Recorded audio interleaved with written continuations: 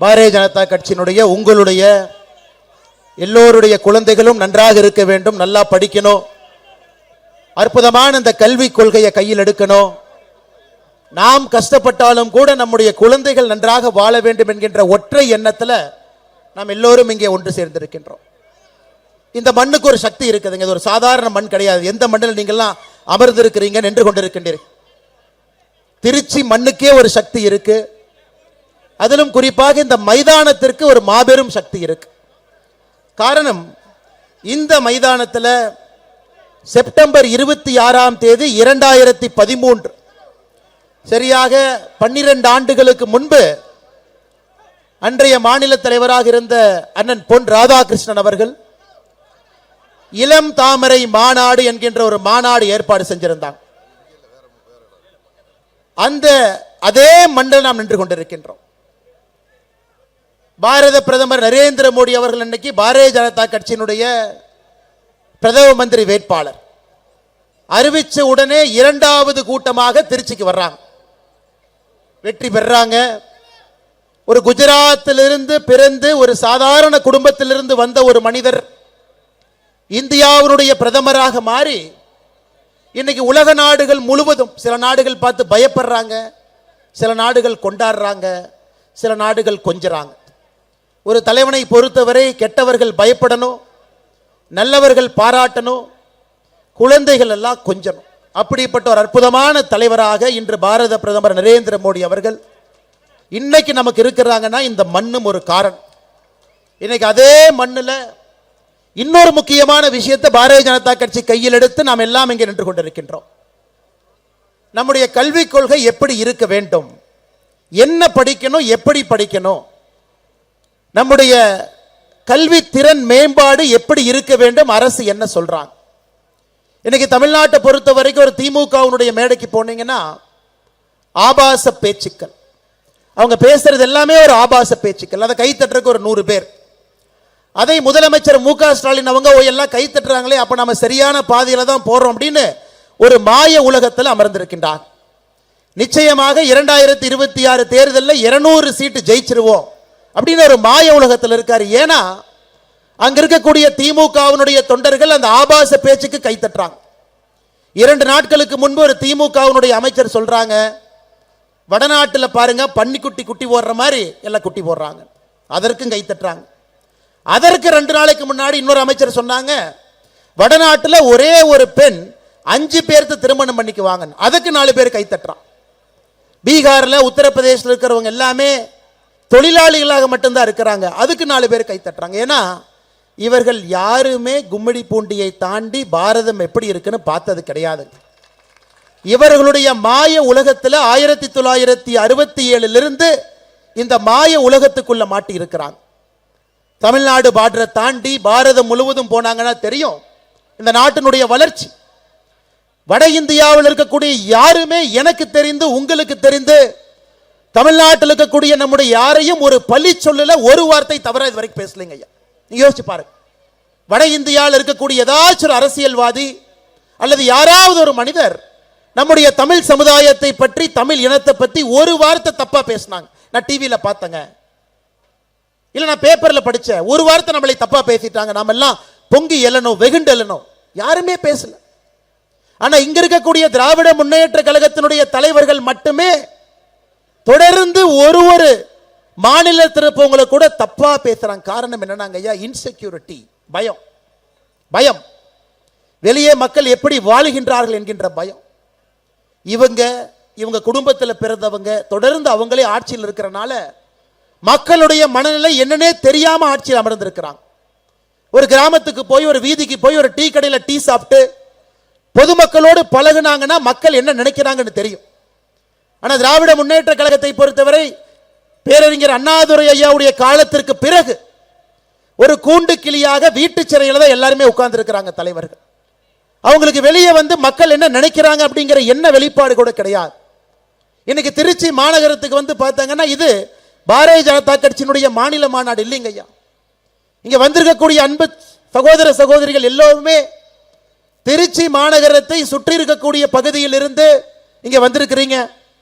பாரதிய ஜனதா கட்சி நம்முடைய தேசிய கல்விக் கொள்கை இதற்காக நாம் போடக்கூடிய முதல் கூட்டம் இங்க திருச்சியில் நடக்குது. இன்னும் இது போல 8 கூட்டம் நமக்கு பாக்கி இருக்கு. தமிழ்நாடு முழுவதுமே திருநெல்வேலி, காஞ்சிபுரம், வேலூர், கோயம்புத்தூர், சென்னை, இன்னும் 8 கூட்டம் பாக்கி இருக்குதுங்க ஐயா. இந்த அளவுக்கு உற்சாகத்தோடு ஆரவாரத்தோடு குழந்தைகள், பெண்கள், தாய்மார்கள் எல்லோரும் வந்திருக்கிறீங்க. இளைஞர்கள் பொறுமையாக 4 மணியிலிருந்து அமர்ந்திருக்கிறீங்க. என்னன்னா ஒரே ஒரு என்ன வெளிப்பாடோடு இங்கே அமர்ந்து கொண்டிருக்கின்றீர்கள், நம்முடைய குழந்தைகள் நல்லா படிக்கணும். எந்த கல்விக் கொள்கை சிறந்தது? நாம கஷ்டப்படுறோம், நாம கூலி வேலைக்கு போறோம், நாம அன்றாடங்காட்சிகளா இருக்கிறோம், நாம மாச சம்பளம் வாங்குறோம். அந்த கஷ்டம் நம்முடைய குழந்தைகளுக்கு கிடைக்க கூடாது என்கின்ற ஒற்றை எண்ணத்தில் இங்க வந்திருக்கக்கூடிய எல்லா அன்பு சகோதர சகோதரிகளுக்கு என்னுடைய நெஞ்சார்ந்த நன்றிகளை இந்த நேரத்தில் நான் தெரிவித்துக் கொள்கின்றேன். அன்பு சொந்தங்கள், ஏன்னா தமிழ்நாட்டில் கல்விக் கொள்கைக்காக மக்கள் வருவாங்க, மக்கள் வந்து கேட்பாங்க, பாரதிய ஜனதா கட்சியினுடைய திட்டம் என்ன, பாரத பிரதமர் நரேந்திர மோடி அவர்கள் என்ன சொல்ல வர்றாங்க, தமிழ்நாட்டில் திராவிட முன்னேற்ற கழகத்தினுடைய ஆட்சியாளர்கள் எந்த விதமான புது புது பொய்களை தினமும் கட்டவிழ்த்து விட்டுக் கொண்டிருக்கின்றார், எல்லோரையும் கேட்க வேண்டும் என்பதற்காக அன்பு சகோதர சகோதரிகள், பெரியோர்கள், தாய்மார்கள் நீங்க எல்லாம் வந்திருக்கிறீங்க. மேடையிலே நம்முடைய மூத்த தலைவர்கள், நம்மை வழிகாட்டக்கூடியவர்கள் எல்லோரும் மேடையின் மீது இருக்கிறாங்க. பாரதிய ஜனதா கட்சியினுடைய மாநிலத்தினுடைய பார்வையாளராக இருக்கக்கூடிய முன்னாள் எம்எல்சி ஐயா பொங்கலெட்டி சுதாகர் ரெட்டி அவங்க நம்மளோடு இருக்கிறாங்க. நம்முடைய சட்டமன்ற குழு தலைவர் அண்ணன் நயினார் நாகேந்திரன் அவர்கள் நம்மோடு இருக்கின்றார். நம்முடைய முன்னாள் மாநில தலைவர்கள், முன்னாள் அமைச்சர்களாக இருந்து, முன்னாள் ஆளுநர்களாக இருந்து, இன்னைக்கு பாருங்க உங்களோடு இணைந்து ஒரு தொண்டனாக இந்த கட்சியினுடைய வளர்ச்சிக்கு பாடுபட்டு கொண்டிருக்கக்கூடிய அண்ணன் பொன் ராதாகிருஷ்ணன் அவர்கள், அருமை அக்கா டாக்டர் தமிழிசை சவுந்தரராஜன் அக்கா நம்மளோடு இருக்கிறார். பாருங்க, எந்த கட்சியில உயர் பதவியில் இருந்தவங்க மறுபடியும் அந்த பதவியிலிருந்து வெளியே வந்த பிறகு தொண்டனாக கலந்து இந்த கட்சியினுடைய வளர்ச்சிக்கு பாடுபடக்கூடிய சரித்திரத்தை எந்த கட்சியில பார்க்க முடியுங்க? பாரதிய ஜனதா கட்சியை தவிர்த்து. முன்னாள் தேசிய செயலாளராக இருந்து நெஞ்சுரம் மிக்கவர், நேர்மையானவர், தர்ம போராளி என்கின்ற ஒரு வார்த்தையை சொன்னாவே தொண்டர்கள் எப்பொழுதும் கூட அலை அலையாக அவருக்காக ஒரு ஆக்ரோஷ குரல் கொடுக்கக்கூடிய ஒரு தலைவர் அண்ணன் எச் ராஜாஜி அவர்கள் நம்மோடு இருக்கின்றார். பேசிவிட்டு விமானத்தை பிடிக்க வேண்டும் என்பதற்காக சென்றிருக்கக்கூடிய பாரதிய ஜனதா கட்சியினுடைய தேசிய மகளிர் அணியினுடைய தலைவி அக்கா வானதி ஸ்ரீனிவாசன் அவர்கள், மாநிலத்தினுடைய மூத்த தலைவர்கள், நம்முடைய துணை தலைவர்களாக இருக்கக்கூடிய அண்ணன் வி பி துரைசாமி அவர்கள், அண்ணன் ஏஜி சம்பத் அவர்கள், அண்ணன் கே பி ராமலிங்கம் அவர்கள் நம்மோடு இருக்கின்றார். மாநிலத்தினுடைய பொதுச் செயலாளர்கள் அண்ணன் பொன் பாலகணபதி அவர்கள், அண்ணன் ஏ பி முருகானந்தம் அவர்கள் நம்மோடு இருக்கின்றார். முக்கியமாக இந்த கூட்டத்தை நான் நடத்தி காட்டுவேன். நான் மக்களை கொண்டு வந்து முதல் கூட்டம் திருச்சி மண்ணில் தான் இருக்கணும், அதன் பிறகு 8 கூட்டத்தை நீங்க வேற எங்க வேணாலும் போட்டுக்குங்க என்று கங்கணம் கட்டிக்கொண்டு இங்க இருக்கக்கூடிய எல்லா தலைவர்களையும் ஒருங்கிணைத்து, கருப்பு என்கின்ற வார்த்தை அதுக்கு ஒரு தனி மரியாதை இருக்குதுங்க. சனி பகவான் என்றால் கருப்பு, கருப்புனாவே கொஞ்சம் திராவிட முன்னேற்ற கழகத்துக்கு எப்பொழுதுமே பயம் இருக்கும். அதனாலதான் கருப்பை கூட வச்சுக்கணும் அப்படிங்கறதுக்காக எப்பொழுதுமே கருப்பு அந்த சட்டையிலிருந்து கலரிலிருந்து கூட வச்சிருப்பாங்க. ஏன்னா கருப்புக்கு அவ்வளவு ஒரு சக்தி இருக்கு. இன்னைக்கு இவ்வளவு மக்கள் சக்தியை திரட்டி ஒரு வெற்றிகர ஒரு மாநாடாக நடத்தி காட்டி கொண்டிருக்கக்கூடிய மாநிலத்தினுடைய பொதுச் செயலாளர் அண்ணன் கருப்பு முருகானந்தம் அவர்களுக்கு என்னுடைய சிறப்பு வணக்கத்தையும் நன்றிகளையும் இந்த நேரத்தில் தெரிவித்துக் கொள்கின்றேன். நம்முடைய ஆற்றல் மிகுந்த மாவட்ட தலைவர்கள், திருச்சி நகரனுடைய மாவட்ட தலைவர் அண்ணன் கே கே ஒண்டிமுத்து அவர்கள், நன்றியுரை வழங்குவதற்காக அமர்ந்திருக்கக்கூடிய எளிய மனிதர், கடுமையான உழைப்பாளி, திருச்சி புறநகரனுடைய மாவட்ட தலைவர் அண்ணன் அஞ்சா நெஞ்சன் அவர்கள், புதுக்கோட்டையினுடைய 2 புதுக்கோட்டை கட்சி மாவட்டத்தினுடைய தலைவர்கள், மிக அற்புதமாக பணி செய்து கொண்டிருக்கக்கூடிய அண்ணன் என் ராமச்சந்திரன் அவர்கள், அண்ணன் ஜெகதீஷன் அவர்கள், தஞ்சை 2 மாவட்டத்தினுடைய தலைவர்கள் அண்ணன் ஜெய் சதீஷ் அவர்கள், அண்ணன் தங்க கென்னடி அவர்கள், பெரம்பலூர் மாவட்டத்தினுடைய தலைவர் அண்ணன் முத்தமிழ் செல்வன் அவர்கள், அரியலூர் மாவட்டத்தினுடைய தலைவி அக்கா டாக்டர் பரமேஸ்வரி அவர்கள், திருவாரூர் மாவட்டத்தினுடைய தலைவர் அண்ணன் வி கே செல்வம் அவர்கள், மயிலாடுதுறை மாவட்டத்தினுடைய தலைவர் அண்ணன் நாஞ்சில் பால் அவர்கள், நாகை மாவட்டத்தினுடைய தலைவர் அண்ணன் விஜயேந்திரன் அவர்கள், ராமநாதபுரம் மாவட்டத்தினுடைய தலைவர் அண்ணன் முரளிதரன் அவர்கள், மேடையிலிருந்து அலங்காரம் செய்து கொண்டிருக்கக்கூடிய மிக கடுமையாக உழைத்து மாவட்ட தலைவர்களாக இருந்து இன்றைக்கு நம்மை வழிநடத்தி கொண்டிருக்கக்கூடிய இந்த பகுதியினுடைய எல்லா முன்னாள் மாவட்ட தலைவர்கள், மேடையில் இருக்கக்கூடிய எல்லா அன்பு தலைவர்கள், மிக முக்கியமாக இங்கே வந்திருக்கக்கூடிய பாரதிய ஜனதா கட்சியினுடைய அன்பு தொண்டர்கள், அன்பு சகோதர சகோதரிகள், பத்திரிகை நண்பர்கள், காவல்துறை நண்பர்கள் எல்லோருக்கும் என்னுடைய இனிமையான மாலை வணக்கத்தை தெரிவித்துக் கொள்கின்றேன். அன்பு சொந்தங்களே, 1968 ஒரு கல்விக் கொள்கை வந்துச்சுங்க ஐயா சுதந்திரத்திற்கு பிறகு. 1986 இன்னொரு கல்விக் கொள்கை வந்துச்சு. அதை இரண்டாம் கல்விக் கொள்கை என்று சொல்லுவோம். 92 திருத்தப்பட்ட இரண்டாம் கல்விக் கொள்கை வந்துச்சு. சுதந்திரத்திற்கு பிறகு இந்தியாவை பொறுத்தவரை 2 கல்விக் கொள்கை தான் இதுவரைக்கும் இருந்துச்சுங்க ஐயா. நம்முடைய பாரத பிரதமர் நரேந்திர மோடி அவர்கள் ஆட்சிக்கு வந்த பிறகு ஒரு தேசிய கல்விக் கொள்கையை கொண்டு வரணும். ஏழை மக்களுடைய முன்னேற்றம் என்பது அந்த கல்வியை சார்ந்திருக்க வேண்டும் என்பதற்காக ஒரு குழுவை போட்டாங்க, கமிட்டியை போட்டாங்க. அந்த கமிட்டி 2019 மே 31 ISRO அமைப்பினுடைய முன்னாள் தலைவராக இருந்த கஸ்தூர் ரங்கன் அவர்கள் தேசிய கல்விக் கொள்கையினுடைய வரைவு அறிக்கையை கொடுத்தாங்க. அந்த அறிக்கையில மிக முக்கியமான பல விஷயங்களை சொல்லி இருந்தாங்க. அதுல மிக முக்கியமானது எந்த மொழியை நாம் படிக்க வேண்டும் என்று இருந்தது. முதலாக நாம் பார்த்தோம், 1ஆம் கிளாஸ்ல இருந்து 5ஆம் கிளாஸ் வரைக்கும் நம்முடைய தாய்மொழி தமிழ் மொழியில தான் நாம் படிக்க வேண்டும் என்பது நம்முடைய தேசிய கல்விக் கொள்கையில நாம் கொண்டு வந்திருக்கக்கூடிய மிக முக்கியமான விஷயம். தாய்மொழி எப்படிங்க வளரும்? ஒரு குழந்தை வீட்டில் அம்மாட்ட தமிழ்ல பேசுவாங்க, அதே குழந்தை பள்ளிக்கூடத்துக்கு போகும்போது ஆங்கிலத்தில் சொல்லி கொடுப்பாங்க. A for ஆப்பிள் பாங்க, அந்த குழந்தைக்கு ஆப்பிள்னா என்னன்னே தெரியாது. B for பாலும்பாங்க, அதை தமிழ்ல வேற வார்த்தையை பயன்படுத்தும். அந்த குழந்தையினுடைய ஃபர்ஸ்ட் 5 வருஷம் 6 வருஷம் வளர்ச்சி பார்த்தீங்கன்னா பள்ளிக்கூடத்திலே ஆங்கில வார்த்தையும் வீட்டிலே தமிழ் வார்த்தையும் சொல்லும் பொழுது அந்த குழந்தையினுடைய வளர்ச்சி முழுமை இருக்காது. அதனாலதான் தாய்மொழி கல்வி கற்கக்கூடிய சைனாவாக இருக்கட்டும், ஜப்பானாக இருக்கட்டும், ஜெர்மனியாக இருக்கட்டும், எல்லோருமே மிக முக்கிய நாடுகளாக மாறி இருந்தார்கள். அதற்காகத்தான் நம்முடைய பாரத பிரதமர் நரேந்திர மோடி அவர்கள் தேசிய கல்விக் கொள்கையில 1ஆம் வகுப்பிலிருந்து 5ஆம் வகுப்பு வரை கட்டாயமாக தாய்மொழி தமிழ் மொழிதான் கற்றல் மொழியாக இருக்க வேண்டும் என்பதை கொண்டு வந்தான். திமுக காரன் சொல்ல மாட்டான். இத்தனை ஆண்டு காலம் ஆட்சி செய்தும் கூட அவங்க கட்டாய தமிழ் மொழியை கொண்டு வரல, மோடி ஐயா கொண்டு வந்திருக்கிறான். 6ஆம் வகுப்பு 7ஆம் வகுப்பு 8ஆம் வகுப்பு தமிழ் மொழியிலே சொல்லிக் கொடுப்பதற்கான முயற்சி எடுப்போம். தேசிய கல்விக் கொள்கை வரைவறிக்கையில 3வது மொழி கட்டாயமாக ஹிந்தி படிக்க வேண்டும் என்று இருந்தது. எனக்கு கஸ்தூர் ரங்கன் ஐயாவுக்கும் தெரியல, இந்தியாவுடைய முதல் 2 கல்விக் கொள்கையும் ஹிந்தி என்பது 3வது மொழி. அதை மோடி அவர்கள் 31 மே 2019 வரைவறிக்கை வாங்கின மோடி ஐயா முதலாக இந்தியாவுடைய சரித்திரத்தில் கட்டாய 3வது மொழி ஹிந்தி இருந்ததை மாத்தி ஏதாவது ஒரு இந்திய மொழியை படிங்கன்னு கொண்டு வந்ததுதான் இந்த மும்மொழி கொள்கை. அன்பு சொந்தங்கள், திராவிட முன்னேற்ற கழகம் 10 ஆண்டு காலம் காங்கிரஸோட ஆட்சியில் இருந்தாங்க. 2005 14 வரை 4 ஆட்சி இருந்துச்சு. அப்பொழுதும் 3வது மொழி கட்டாய ஹிந்தி தாங்க இருந்துச்சு. முதலாக 3வது மொழி என்பது உங்களுக்கு பிடித்த ஒரு மொழியை படிங்க, கன்னடம் படிங்க, தெலுங்கு படிங்க, மலையாளம் படிங்க, ஹிந்தி வேணாலும் படிங்க. இதுதான் இந்த மும்மொழி கொள்கை என்று சொல்லுகின்றோம். குறிப்பாக இங்க வந்திருக்கக்கூடிய நம்முடைய தொண்டர்கள் எல்லாம் இதை வீடு வீடா எடுத்து சொல்ல ஆரம்பிச்சிட்டீங்க. ஒரு வீடா சொல்றீங்க. மார்ச் 5ஆம் தேதி சென்னையில் நம்முடைய தலைவர்கள் எல்லாம் இணைந்து மும்மொழி கொள்கைக்கு ஆதரவு, தேசிய கல்விக் கொள்கைக்கு ஆதரவு, தமிழ்நாட்டினுடைய கல்வித்தன்மை மாற வேண்டும் என்பதற்காக கையெழுத்து இயக்கத்தை ஆரம்பிச்சோம். என்னை கையெழுத்து இயக்கத்தை ஆரம்பிச்சு 18 நாள் முடிஞ்சிருக்குதுங்க ஐயா. மார்ச் 23 இருக்கும். 26 லட்சம் பேர் கையெழுத்து போட்டிருக்கிறாங்க. 26 லட்சம் பேர். திராவிட முன்னேற்ற கழகம் மாசத்துக்கு ஒரு கையெழுத்து இயக்கத்தை ஆரம்பிப்பாங்க. நீட்டுக்கு எதிராக கையெழுத்து இயக்கத்தை திராவிட முன்னேற்ற கழகம் ஆரம்பிச்சாங்க. அது என்ன ஆச்சு, எத்தனை பேர் கையெழுத்து போட்டாங்க யாருக்கும் தெரியாது. கவர்னருக்கு எதிராக கையெழுத்து இயக்கம் ஆரம்பிச்சாங்க, எத்தனை பேர் கையெழுத்து போட்டாங்க எங்க யாருக்கும் தெரியாது. ஆனால் பாரதிய ஜனதா கட்சி இன்று மாறுதட்டி சொல்லுகின்றோம். 18 நாட்கள் கழித்து நம்முடைய புதிய கல்விக் கொள்கைக்கு ஆதரவாக தமிழ்நாட்டில் இருக்கக்கூடிய அன்பு சொந்தங்கள் 26 லட்சம் பேர் கையெழுத்து போட்டிருக்கிறாங்க. இணையதளத்தில் 8,20,336 நேரடியாக மக்கள் போட்ட கையெழுத்து 17,89,694. நேற்று சாயங்காலத்தோடு தமிழகத்தில் மக்களுடைய ஆதரவு 26,10,033 கையெழுத்து நேற்று சாயங்காலத்தோடு போட்டிருக்கிறாங்க.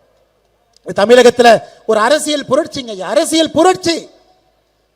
18 நாட்கள்ல 26 லட்சம் கையெழுத்து. நமக்கு 90 நாள்ல 1 கோடி கையெழுத்து வேண்டும் என்று ஆரம்பித்தோம். மார்ச் 5ஆம் தேதி ஆரம்பிச்ச இந்த கையெழுத்து இயக்கம் மே கடைசி முடியும் பொழுது 1 கோடி கையெழுத்தை தொட்டிருக்க வேண்டும் என்று. இன்னைக்கு இதே ஸ்பீட்ல போனா 2 கோடி கையெழுத்தை நோக்கி நாம் சென்றிருப்போம். அன்பு சொந்தங்கள், அதற்கு கடுமையாக உழைத்த எல்லா பாரதிய ஜனதா கட்சியினுடைய அன்பு தொண்டர்களுக்கும் சகோதர சகோதரிகளுக்கும் இந்த நேரத்தில் நெஞ்சார்ந்த நன்றியை இந்த கட்சியினுடைய நாங்கள் எல்லோரும் இணைந்து உங்களுடைய பாதத்திற்கு அதை காணிக்கை ஆக்கின்றோம். 25% தான் முடிஞ்சிருக்குதுங்க. 75% பாக்கி இருக்கு. இன்னும் நமக்கு 74 லட்சம் கையெழுத்து வேண்டும் மே கடைசிக்குள்ள குறைந்தபட்சம். அதனால் நிச்சயமாக ஒரு மண்டல மாநாடும் நாம் இதே போல் நடத்தி கொண்டு வரும் பொழுது 8வது மண்டல மாநாடு முடிந்திருக்கும் பொழுது தமிழகத்தில் பாரதிய ஜனதா கட்சி முன்னெடுத்திருக்கக்கூடிய அந்த கையெழுத்து இயக்கம் 1 கோடியை தாண்டி, நம்முடைய இலக்கு 1 கோடி, 1 கோடியை தாண்டி 2 கோடியை நோக்கி சென்றிருப்போம் என்பதில் எனக்கு எந்த விதமான ஐயப்பாடும் இல்லை. அன்பு சொந்தங்களே, நிச்சயமாக நாம் அதை செய்து காட்டும். அது மட்டும் இல்லைங்க, திமுக காரங்களுக்கு எதற்கு இதனுடைய சக்தி தெரியலங்க ஐயா. யாருமே படிச்சு அங்க அதிகாரத்துக்கு வரல. அக்கா தமிழிசை அக்கா சொன்னாங்க, நான் படித்தேன், எத்தனை சப்ஜெக்ட்ல பாஸ் ஆனேன், இதெல்லாம் பாருங்க. உதயநிதி ஸ்டாலின் டிகிரி வாங்கியிருக்காரா தெரியாது, எங்க படிச்சாரு தெரியாது, அவர் பரீட்சை பேப்பர் யார் எழுதுனா தெரியாது. தமிழ்நாட்டினுடைய கல்வித்துறை அமைச்சர் இந்த ஊரை சார்ந்த அன்பில் மகேஷ் பொய்யாமொழி, அவர் இன்னும் இதைவிட முக்கியமான பொறுப்பு இருக்கு. அகில உலக உதயநிதி ரசிகர் மன்றத்தினுடைய தலைவர். நான் ஏதோ உங்க கைத்தறலுக்காக சொல்லிங்க, அகில உலக உதயநிதி ரசிகர் மன்றத்தினுடைய உண்மையான தலைவர் அன்பில் மகேஷ் பொய்யாமொழி. அது பாடல் வெளியீட்டு விழா, உதயநிதி ஸ்டாலினுக்கு பின்னாடி எங்கேயாச்சும் போறது, இதெல்லாம் தாண்டி கொஞ்ச நேரம் இருந்ததுன்னா கல்வித்துறையை பற்றி பேசுவார். இவர்களுக்கு கல்வியை பற்றி என்ன தெரியுங்க? யோசிச்சு பாரு. உங்களுடைய குழந்தைகள் என்ன படிக்கணும் என்ன தெரியணுங்க? தெரியாது, தெரியாது. ஒரு அமைச்சரையும் பாருங்க. காந்தின்னு ஒரு பேர், சரி ஏதோ காந்தி மாதிரி இருப்பாருன்னு நினைச்சீங்கன்னா, 1990 காலகட்டத்தில் கள்ளச்சாராயம் காட்சி குண்டா ஆக்ட்ல ஜெயிலுக்கு போயிட்டு வெளியே வந்து அமைச்சராக இருக்கக்கூடிய காந்தி. ஒருத்தருடைய சரித்திரத்தை பாருங்க.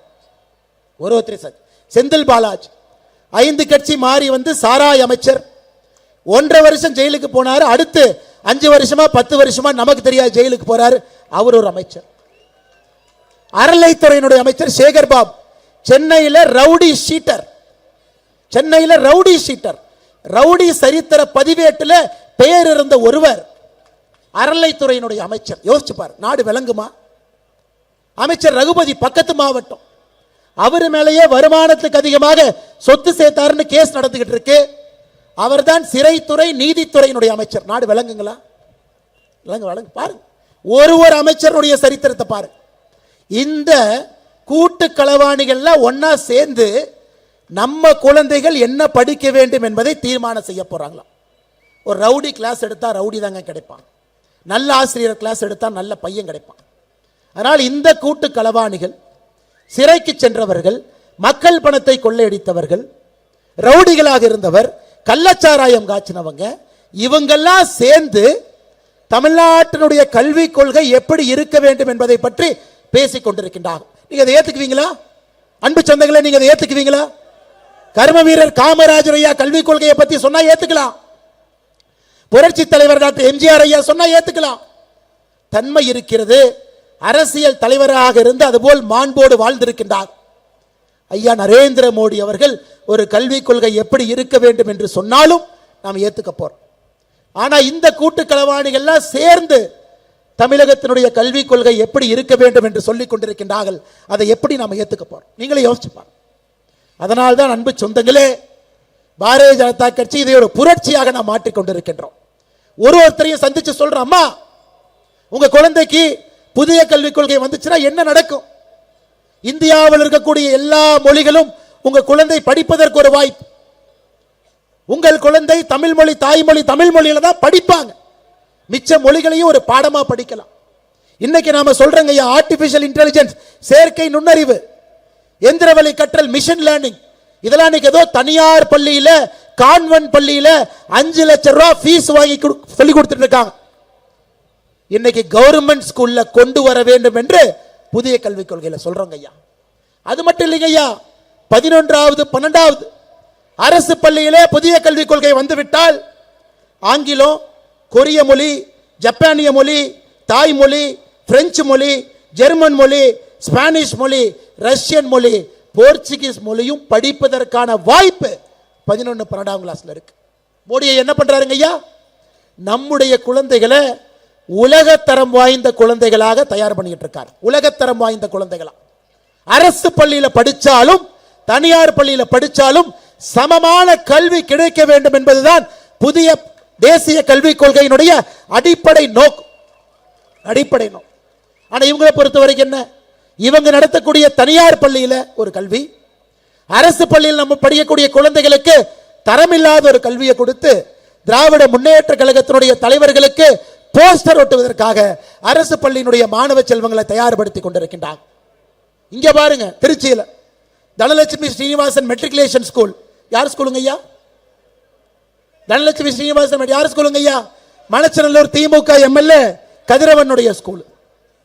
ஐசிஎஸ்சி 1ஆம் கிளாஸ்ல இருந்து 8ஆம் கிளாஸ் வரைக்கும் 3 மொழி படிக்கலாம்.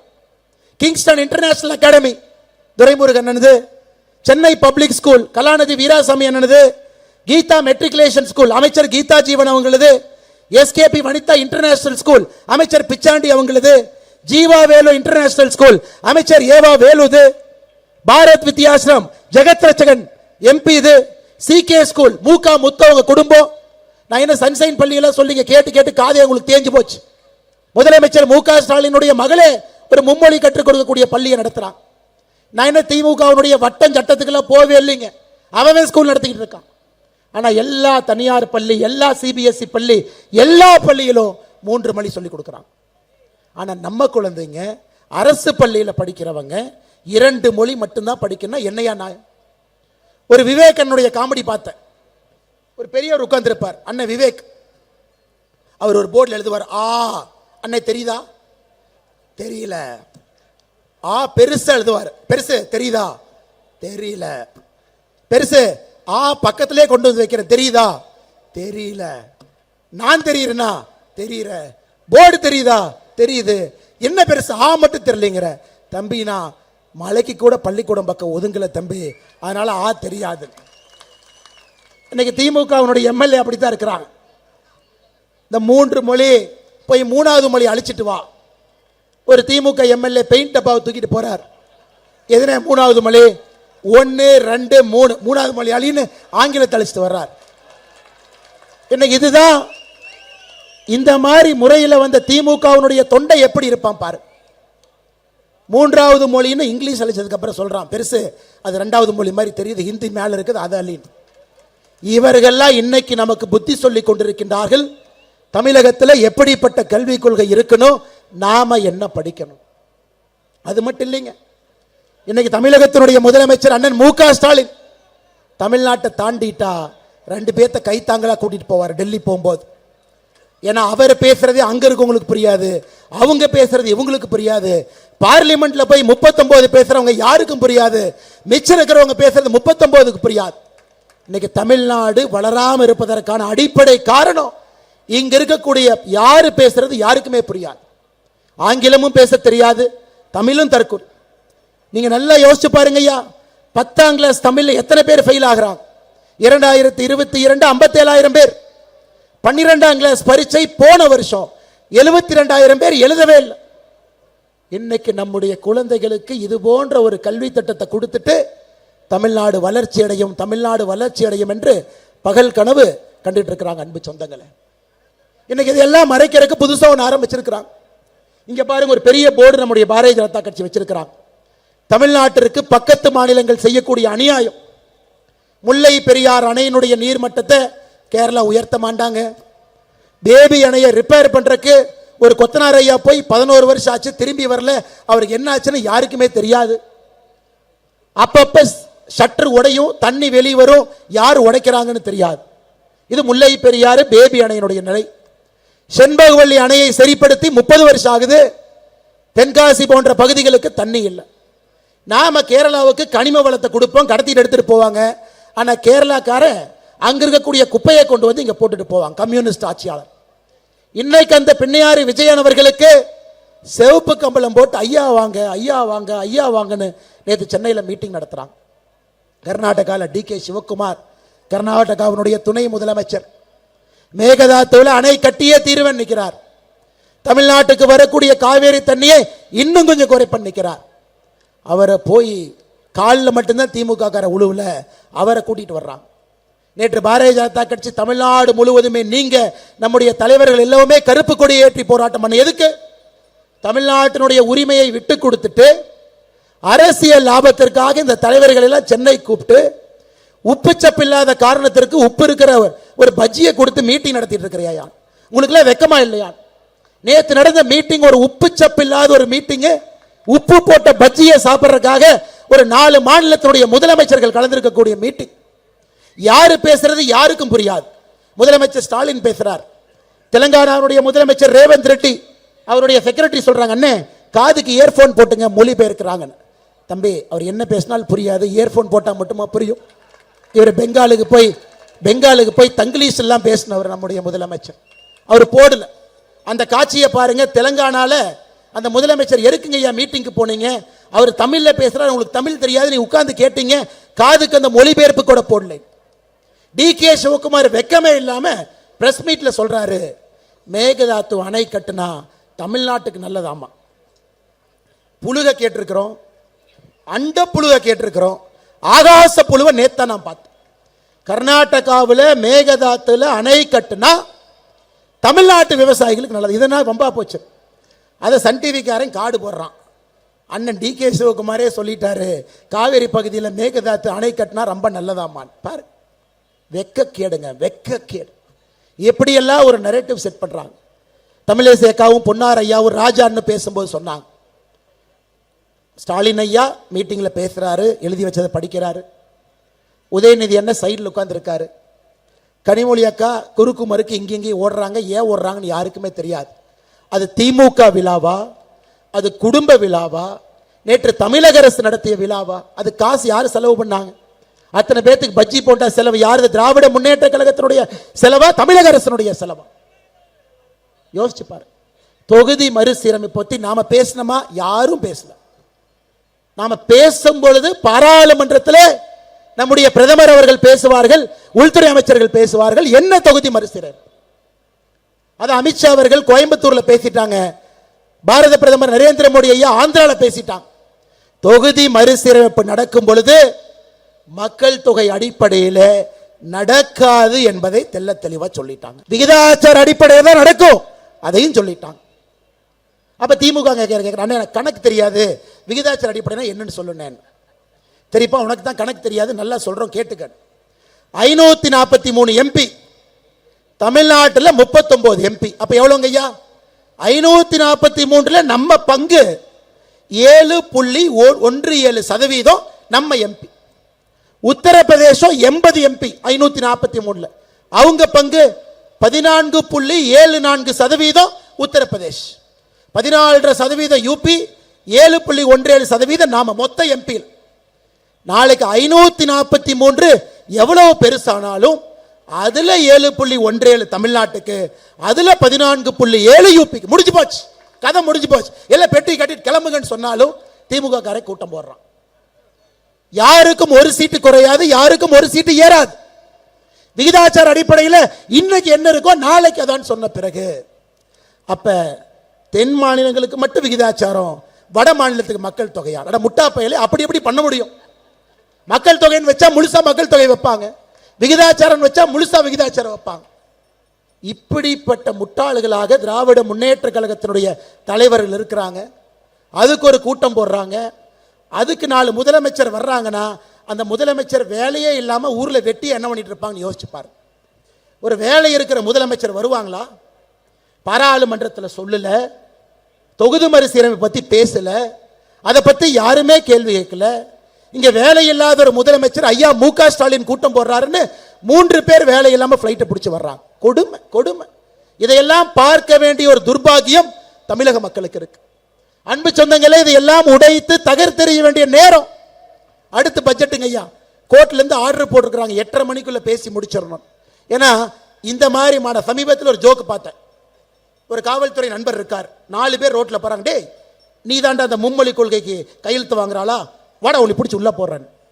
அந்த 4 பேர் சொல்றாங்க, ஐயா நாங்கெல்லாம் கஞ்சா விற்கிறவங்க, நாங்கெல்லாம் பெண்களுடைய தாலியை பிடிச்சி இழுக்கிறவங்க, அப்படின்னா போ போ போ போ அந்த மும்மொழி கொள்கையை தூக்கிட்டு வான். அது மாதிரி மும்மொழி கொள்கைக்கு ஆதரவாக இன்னைக்கு ஒரு பொதுக்கூட்டம் போட்ட அனுமதி இல்லை, அனுமதி இல்லை. கோர்ட்டுக்கு போய் இங்க இருக்கக்கூடிய தலைவர்கள் கோர்ட்டினுடைய அனுமதி வாங்கி கோர்ட் சொல்லியிருக்கிறாங்க 8:30 மணிக்குள்ள முடிச்சு. அதனால நாமளும் வேகமா முடிக்கணுங்க ஐயா, நீங்களும் ரொம்ப தூரம் போகணும். அருமை சொந்தங்களே, தமிழ்நாட்டில் சமீபத்தில் நிதிநிலை அறிக்கை தாக்கல் பண்ணியிருக்கிறாங்க. நிதிநிலை ஒரு வெத்து பேப்பரை தாக்கல் பண்ணிட்டு இவர் அவரை புகழ்றாரு, அவர் இவரை புகழ்றாரு. எதுக்கு மேஜையை தட்டுறாங்கன்னு எனக்கும் தெரியல. காலையில் திமுக எம்எல்ஏ எல்லாம் வீட்டில் எக்ஸசைஸ் பண்ணா மந்திரி இருக்கு, சட்டமன்றத்தில் போய் மேஜையை தட்டிக்கிட்டு இருக்கான். என்னையா கிழிச்சிங்கன்னு மேஜையை தட்டுறீங்க? குஜராத்தில் நிதிநிலை அறிக்கை பட்ஜெட் போட்டிருக்கிறாங்க. குஜராத்தில் பாருங்க 27,000 கோடி சர்ப்ளஸ் பட்ஜெட், செலவை விட 27,000 கோடி வரவு அதிகம். அது ஒரு பட்ஜெட், ஒரு ஆட்சி. நீ என்ன பட்ஜெட் போட்டிருக்கிற? 52,000 கோடி டாஸ்மார்க் வருமானம். 52,000 கோடி டாஸ்மார்க் வருமானத்தை வச்சுக்கிட்டு 1,00,000 கோடி செலவு வருமானத்தை விட அதிகம். அப்ப டாஸ்மார்க் பணம் இல்லைன்னா 1,50,000 கோடி செலவு வருமானத்தை விட அதிகம். போன வருஷம் மட்டுங்க ஐயா நம்ம வாங்கின கடன் உங்களுக்கு தெரியுமா? 1,62,000 கோடி ரூபாய். போன ஆண்டில் நாம் வாங்கின கடன், மொத்தமாக நாம் வாங்கி இருக்கக்கூடிய கடன் 9,00,000 கோடி.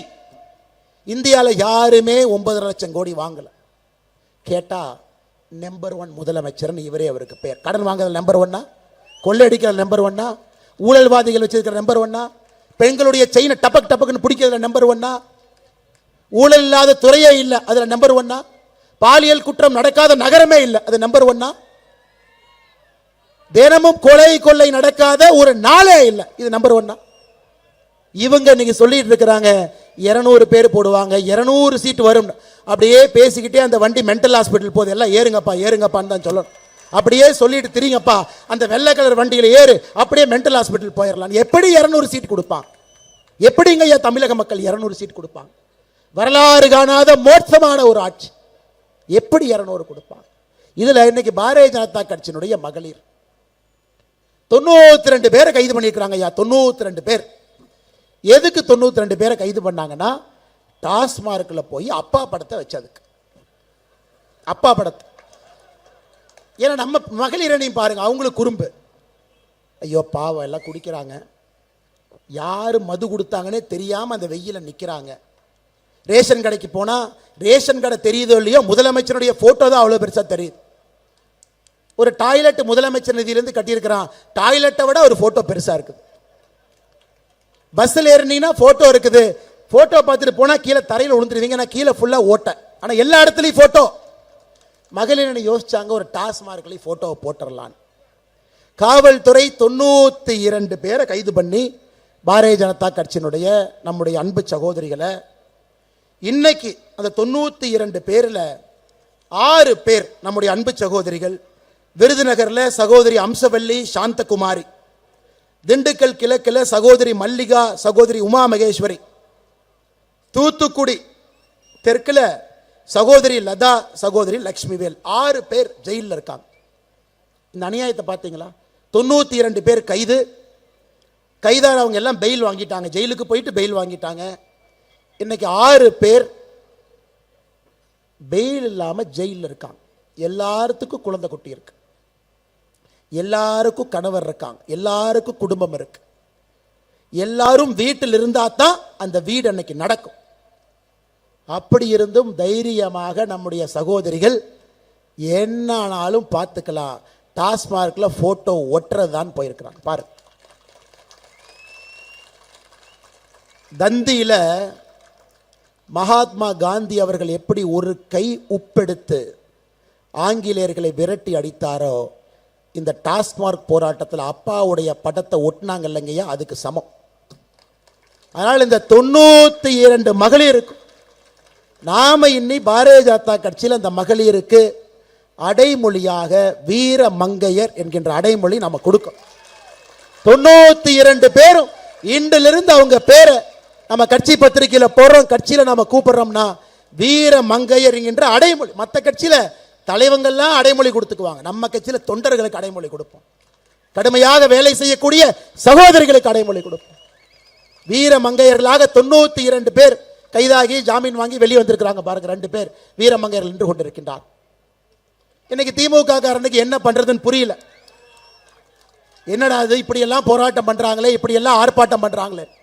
அன்பு சொந்தங்களே, நமக்கு டாஸ்மார்க்கை பொறுத்தவரை அதில் வரக்கூடிய பணத்தை வச்சு திமுக கார ஆட்சி மட்டும் இல்லைங்க, எலெக்ஷன் நடத்திடுறான். 2024 பாராளுமன்ற தேர்தல் முடிச்சுட்டான், 2026 சட்டமன்ற தேர்தலை வச்சு முடிக்க போறான். சாராய காசிலே வாழ்ந்து கொண்டிருக்கின்றார் ஒரு திமுக காரன். வெக்கப்பட வேண்டும் அன்பு சொந்தங்களே. அதை வச்சுதான் பட்ஜெட் போடுறாங்க, வைக்கப்படும். நிறைய பேச வேண்டுங்க ஐயா, நேரம் இல்லை. ஒரே ஒரு விஷயத்தை மட்டும் சொல்லி, காரணம் கோர்ட் நம்ம கொடுத்திருக்கக்கூடிய நேரத்தை மதித்து நாம் அதுக்குள்ள முடிக்கணுங்க ஐயா.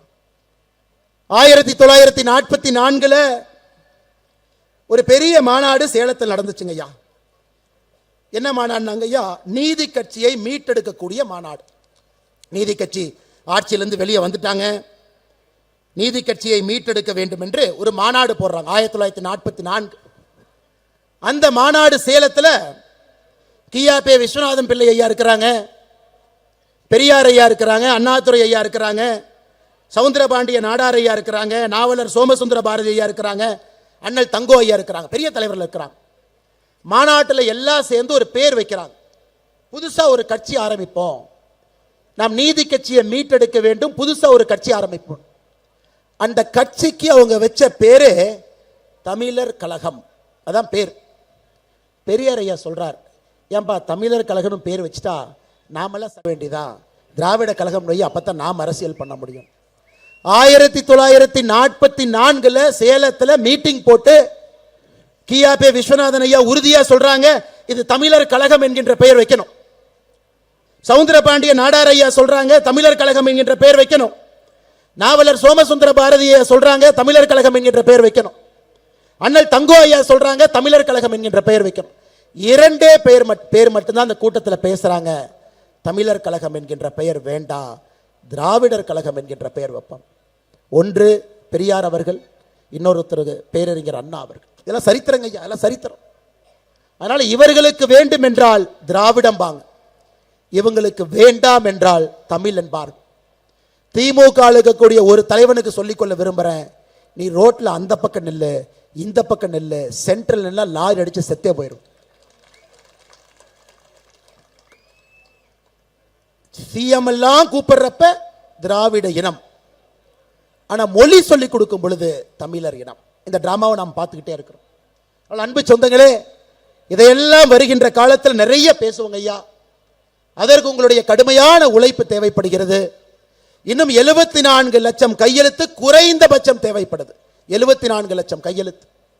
கடுமையாக எல்லா சொந்தங்களையும் பார்த்து இந்த கையெழுத்து இயக்கத்தை மாபெரும் ஒரு வெற்றி இயக்கமாக நீங்கள் மாற்றி காட்டி, தமிழகத்தில் தேசிய கல்விக் கொள்கை நம்முடைய பொன்னார் ஐயா சொன்னாங்க, பாராளுமன்றத்தில் உள்துறை அமைச்சர் ஐயா சொன்னாங்க, தேசிய ஜனநாயக கூட்டணியுடைய ஆட்சி வரும் பொழுது சமக்கல்வி, அரசு பள்ளியில தனியார் பள்ளியில சமக்கல்வி தான் வரத்தாங்க ஐயா. போது நாம ஆட்சிக்கு வந்ததுக்கு அப்புறம் தனியார் பள்ளிக்கு நம்ம அனுமதியே கொடுக்க போறது இல்லை. எதுக்கு தனியார் பள்ளிக்கு அனுமதி கொடுக்கும்? 5 லட்சம் 10 லட்சம் காசு வாங்குறக்கா? அரசு பள்ளியை மேம்படுத்தி ஒரு பள்ளியும் PM ஸ்ரீ பள்ளியாக மாற்றி, எப்படி அக்கா தமிழிசை சவுந்தரராஜன் அவர்கள் புதுச்சேரி ஆளுநராக இருந்த பொழுது ஒரே ஒரு கையெழுத்தை போட்டு எல்லா அரசு பள்ளியும் புதுச்சேரியில ஒரே நாளில் CBSE பள்ளியாக மாத்தி காட்டிட்டாங்க. ஒரே கையெழுத்து, ஒரே இரவு, அடுத்த நாள் காலையில் புதுச்சேரியினுடைய அரசு பள்ளி எல்லாம் CBSE பள்ளி. அந்த தரத்தை கொடுக்கிறோம், நாமும் அதை செய்வோம். இந்த அற்புதமான பொதுக்கூட்டத்திற்கு வந்திருக்கக்கூடிய எல்லா அன்பு சொந்தங்களுக்கும் பொறுமையாக 4 மணியிலிருந்து அமர்ந்து எல்லா தலைவர்கள் பேசுவதையும் கேட்டு அமைதியாக நீங்கள் இல்லம் திரும்பணும், பாதுகாப்பா இல்லம் திரும்பணும், கடினமாக உழைக்கணும். தேசிய கல்விக் கொள்கையை பட்டி தொட்டி எல்லாம் நீங்க எடுத்துட்டு போகணும். இன்னும் 74 லட்சம் குறைந்தபட்ச கையெழுத்தை நீங்க வாங்கணும்.